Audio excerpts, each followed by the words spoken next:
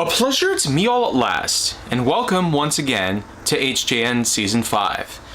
So, why don't we go ahead and move on to the next animal that are commonly known to be kept around as pets, fish.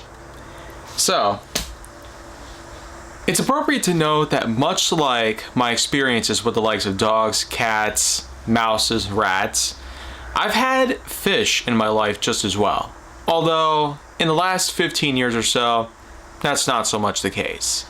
There, however, were times when I was much younger, as in pre-2010, in which that I actually did have fish. One of the first times in which that had happened was in 2003, when me and my somewhat new brother, we had actually gotten ourselves a freshwater fish.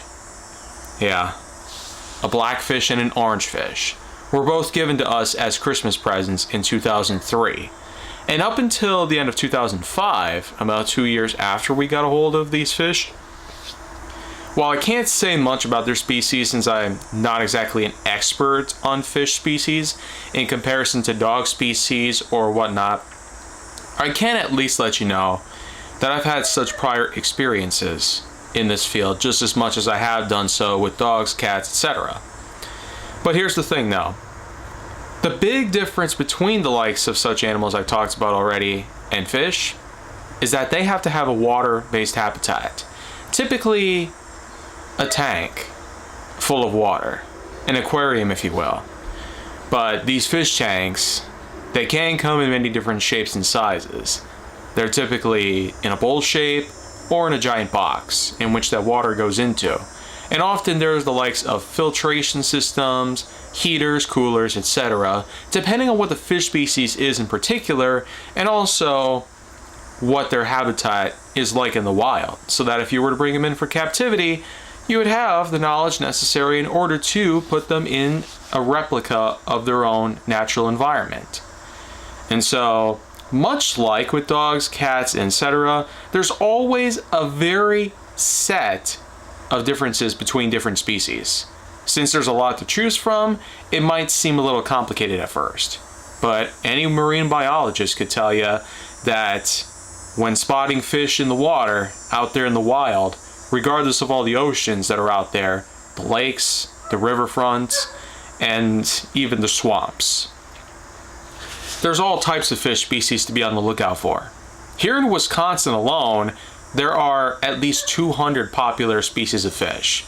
A few that I know pretty well include the muskellunge, as well as a few types of bass. But that's only the beginning of what we can expect. On top of that, such other species that are larger or smaller, and some that are on the more unusual looking or freaky-ish in design, are known to exist just as well amongst the more common fish in the state. And while every other state in the United States are known to have some of their own types of fish, I do remember in Carolina, in which that I had my own trawler back then. And we actually were on the route to find some unique fish, such as the long-nosed gar, longmouth bass, and a number of other species. But the best we got, unfortunately, was a Spanish mackerel, which we ended up having as a midnight snack. But either way you look at it, that's only scratching the surface of when it comes to understanding fish in a modern day perspective. There's lots to choose from. And we know that there's a difference between fish and mammals, both of which are known to go into the waters.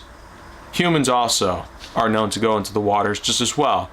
They can't exactly be like fish, because we don't really have gills. We can't quite breathe underwater like they can. However, there are technological advancements that might allow for us to be able to swim with the fish while breathing in a similar way as they can. But that's an entirely different story for another day. Either way, whether the fish are in the ocean, the fish are in a tank in your own place, or just in a bowl, well, there's a lot of ways to do things around here. A lot of decorations, a lot of types of food, usually flakes that you can get most commonly for pets in your own home.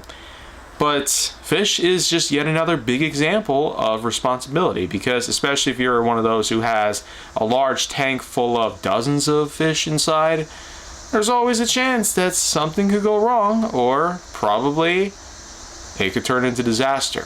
The fish could fight each other, algae could break out and cause the fish tank to become disgusting, and among many other problems that can develop when handling fish as a responsibility within the home.